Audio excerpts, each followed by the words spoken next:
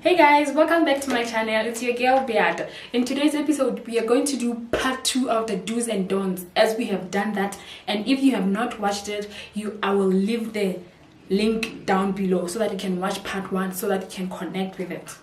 Have you ever been in a foreign country whereby they speak a foreign language and all you do is just look around because you're trying to grab or you're trying to think what those people are just saying, and you see them laughing? How do you feel?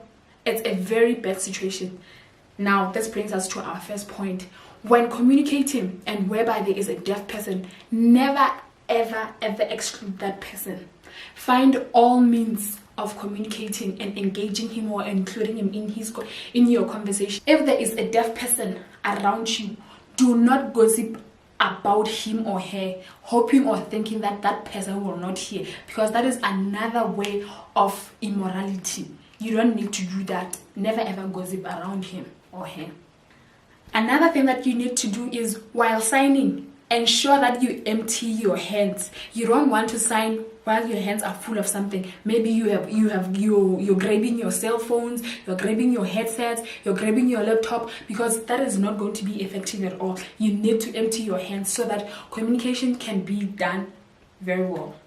Also, while signing, do not over-traumatize, because the moment you over-traumatize, you're going to mean something that you are not talking.